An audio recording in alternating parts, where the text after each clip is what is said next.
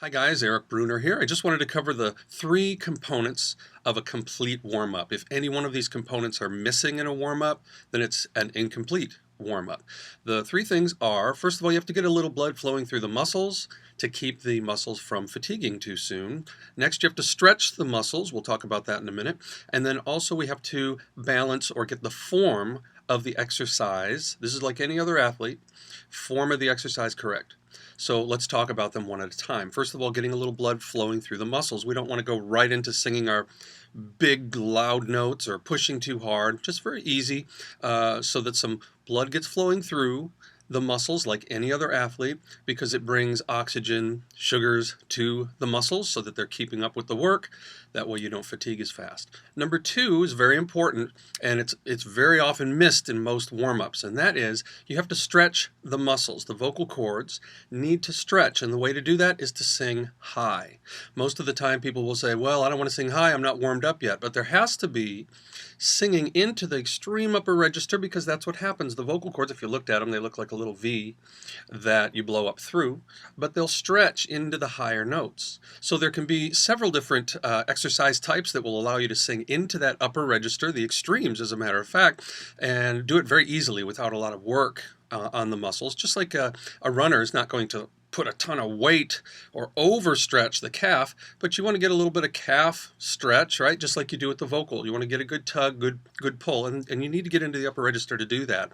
And then finally, we have to get the form of the exercises correct. If you had an example as a bodybuilder, maybe, not that I would know much, but if you're doing, say, bicep curls, right? And you see somebody kind of doing this and pulling it up, you know the technique is wrong. The form is incorrect, right? So even if you need to go down to 2 pounds, but keep the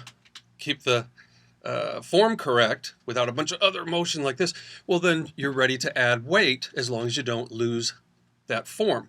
So as a singer, what does that mean? As a singer, it means you need to sing from the very bottom of your range to the extreme top of your range without any breaks in your voice, without it kind of jamming up at one point or spreading open and breaking over to the other side. It should stay even and comfortable all the way from the bottom to the top, eliminating the breaks or cracks in your voice.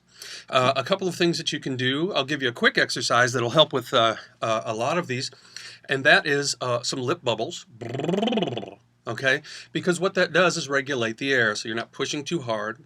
If you're pushing too hard, it's obvious. You'll be spitting all over the place. You're not pushing. But if you don't have enough airflow going, the bubble will stop. Now, don't push forward. Don't pull back. Don't get in too close. Down by the jawline, lift a little bit. That way it keeps it kind of loose, okay? Now, the second thing, we can take that into some very high notes. And we can work that into getting rid of the break, because you're not worried about what you sound like. You just sort of blow across the breaks. You can do that over a particular pattern or just slide through like I just did. So those cover the three components of a good warm-up. Now, there's some other exercises that we would use to complete that warm-up, but that's a really good one. If you can't do a bubble, some people can't. They have a lot of trouble with that. Maybe a tongue trill. Same thing. It regulates the air. Another one might be what I call a blowfish. Kind of the same thing. And if you have trouble with that, here's one more, a V. Kind of the same thing. And those things will help you. But we'll cover some of those exercises in a more complete fashion and a more organized fashion in a separate video. But just wanted to give you those three components of a good warm-up. Have a good one.